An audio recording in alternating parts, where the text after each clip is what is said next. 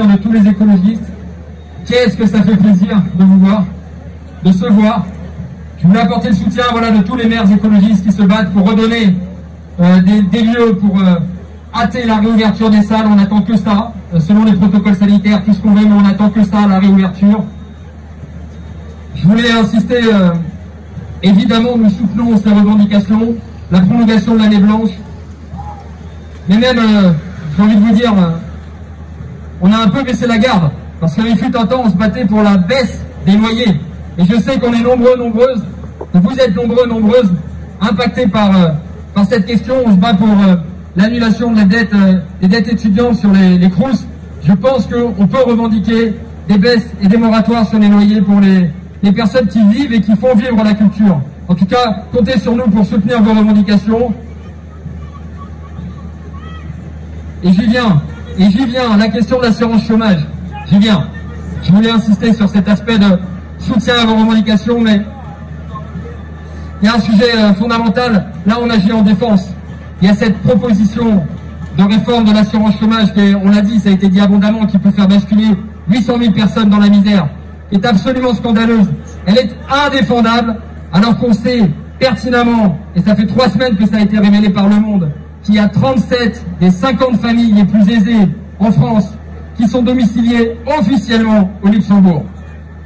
37 des 50 familles qui font échapper des milliards d'euros à l'impôt. Tout le monde le sait, le ministre le sait, et il n'a pas bougé nos petits doigts aujourd'hui. Et aujourd'hui, on nous dit que cette réforme, elle est urgente. Eh bien non, évidemment, il faut la refuser. Et c'est scandaleux, scandaleux de profiter de l'état d'urgence sanitaire pour essayer d'avancer sur cet agenda libéral et destructeur. Alors d'abord, on est en défense.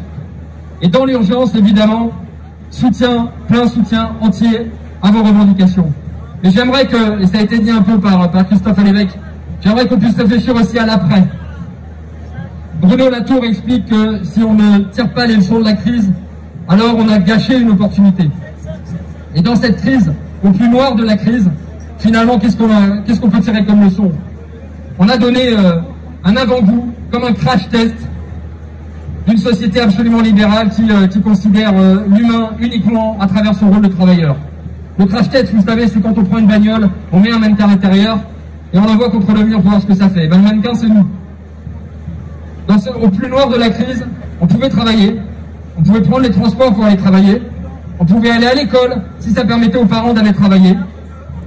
Mais pour étudier, c'était fini. Ou alors uniquement les classes préparatoires de grandes écoles. Et pour le lien, pour tout ce qui fait le sel de la vie, pour la culture, pour l'émancipation personnelle et collective, alors ça, c'était pas possible. Eh bien, tirons les leçons de cette crise. Et tout ce qui n'a pas fonctionné, toutes ces plateformes qui ubérisent et qui transforment des salariés en vrais faux indépendants jusqu'à l'esclavage, eh bien, régulons, encadrons, fermons les Amazon et consorts pour soutenir le petit commerce. Et puis, choisissons les activités que nous voulons soutenir. Et évidemment, la culture, faisons-en une priorité dans les territoires, parce que je ne vais pas vous raconter, je ne vais pas vous expliquer à quel point c'est beaucoup plus utile, ne serait-ce qu'en termes économiques que l'industrie automobile, évidemment, mais pour, au-delà, ces questions d'émancipation personnelle, collective, de goût des autres, de liens, c'est ça dont nous avons besoin. Tirons les leçons de la crise. Aujourd'hui, on est en défense, et demain, marquons des buts ensemble. En tout cas, on est avec vous, plein soutien de la part des écologistes. Tenez bon. Merci à vous.